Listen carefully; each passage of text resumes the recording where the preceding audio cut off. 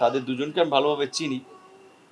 তারা তো টেলিভিশন না, নিজের ফ্যামিলি নিয়ে চলতে ফিরতে আমার জানা মতো হিমশিম খাচ্ছে আমার মতো।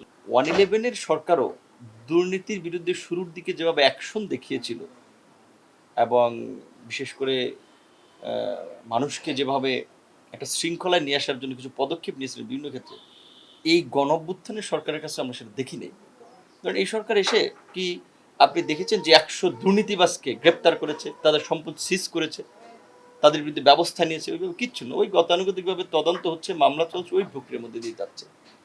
এবং এই সরকারের সময় তো আমরা দেখেছি যে এই পুরানো স্টাইলেই বাঘ বাটোয়ারা, নিয়ন্ত্রণ, লোকজন বসানো, প্রতিষ্ঠান দখল, এগুলো চলছে। গণমাধ্যমগুলো 5ই আগস্টের পরে তো কার্যত অনেক গণমাধ্যম দখল হয়েছে। এগুলো তো আমরা এই সরকার দ্বারা প্রত্যাশা করি নাই। সো এই সরকার যারা আছেন তাদের তো দায় নিতে হবে।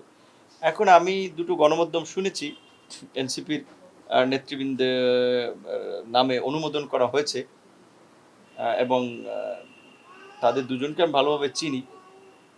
তারা তো টেলিভিশন না, নিজের ফ্যামিলি নিয়ে চলতে ফিরতে আমার জানা মতো হিমশিম খাচ্ছে আমার মতো। যদি আমি একটা দলের প্রধান, কিন্তু আমার বাসা দেখুন ওই 5ই আগস্টের পরে যেখানে ছিলাম ওইখানেই ঢাকা শহর টিকে থাকাটাই মুশকিল। এবং তারা আমার অনেকে সহকর্মী ছিলেন, ছোট একটা পত্রিকায় চাকরি করেন, অত ভালো বেতনও না। সেখানে একটা পত্রিকা, একটা টেলিভিশন চালানোর জন্য আমি যতদূর জানি 1 থেকে 150 কোটি টাকার একটা ইনভেস্টমেন্ট থাকতে হয়, মূলধন দেখাতে হয়। সেক্ষেত্রে একজন এরকম একেবারেই মানে ওই ধরনের মেইন মিডিয়া বলতে আমরা যেটা বুঝি, মেইন স্ট্রিম মিডিয়া, সেইখানেও কেউ কাজ করেন না। সে কোত্থেকে কীভাবে কী দেওয়া হয় যেটা আমি জানি না। এটা আমি খুব অবাক হয়েছি।